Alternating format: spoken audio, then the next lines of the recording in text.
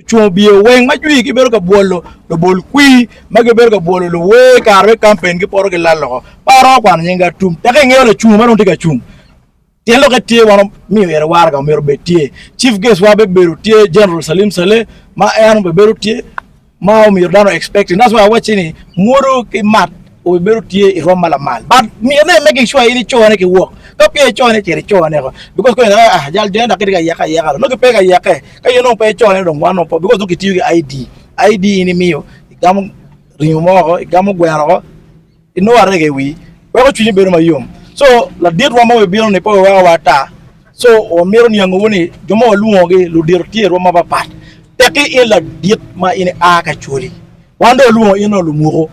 neno we pa mero kwa nyinga tio petum lu dir wa duong from West Nile wa Karamoja duong mada tege members chok aliba bid don ki wiye kumbetini moro chone work with foundation mero from West Nile wa Karamoja bara ya chole kan tiero maroma aliba chel kumia beach neno tega chabro ya aliba rio da tega chone jui ki jui akon wa chene tega donye jui ki jui chente tie pe chene ma poga daga noyo eni chente me konyo bia char palo we chente me konyo lu we mu chone work matigi pero watigi luwe mo kene ki ruwenyu lutino ki chala watigi la we chel muno ki luwani machine gun aka jumani nino china ko wano ruwenyu wano chero wa limu wa chero wa kano kome kido wano pledging chala wak ruwa mete ki konyo ne kume matiga loki preparation sime chala karwate ki mian ote ki lutino na matino me making sure kagi doki gankwan wa jinko ki school fees ki mete ki kwan meono ene gana work timo po amiro bero ka yewlo cho loka nga oh fundraise ko bol chede mo makono gumbe mono jeba nono so me chero ka yewlo mege chuk puja neno po wa mero jemi ino betie jemi no pe kar machon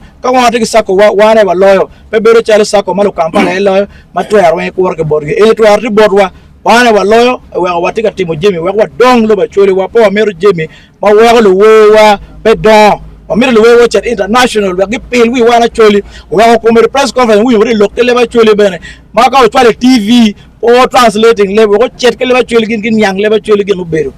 yes wana wache wa be mi award bola didlo ingeo ke wachini wala ten matiri romo mi award boru wone ka wono timer gi moma be so la diet don kumbe di regime chile ngodo boro da rek ma po karo ki bol la cham chana mo wa ko tele wen wi chungo jal jona ko no chile ni because chawe gi mbiri chero kar gi jebe gi tong pasengi bar wa do da rek wa boro kan billion la chele bo minus no plasma ko ken wa watika mero foyo en award mun ken na otikan any sample but I was to mapola ta we were ku wengi be no ki don lu dirwa mu chunkedwa kar ma pengra ke kara enini we ngo be making sure me ni award o we la dir ma representing jomu we to ku kan era opi to ngwa so the way in at time ma gi nyan we dan ma pege chone wo nge gi be beru pere the way man yang kan the way man ne gen padano ma chungi dano ene gi be beru tie the way man where le babet to be ye because we expecting dano ma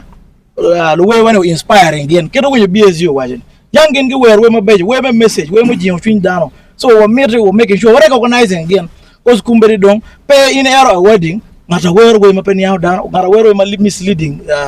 lutiano padano pe no unity ka promoting iti balo industry wo ikumar me Uganda so one we making sure we mero promoting the way ma wear message and we making we connecting with stakeholders maromo konyo again chalo UPRS luwe mo kan pengeni kam Mega FM ka these different radio stations tiga go we gi cholo chente UPRS ber dul ma choko chente ka we tiga ko ke di Boma Hotel ka we tiga ko kono ko ne gi cholo chente mo ne kono ba chene pole lalo Kampala ba kumbere ne walu dul eni ne obiano chunkedwa magiye chunkedwa manyere ka we waro ko luwe wa no chilling akari pege chere stage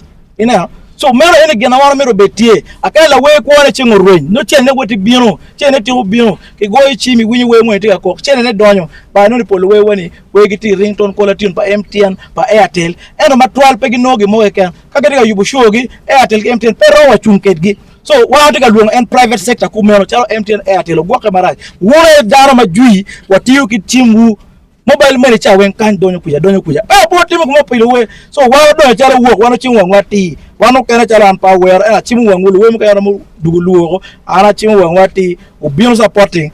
dul me practice me ko mala me Uganda ite wo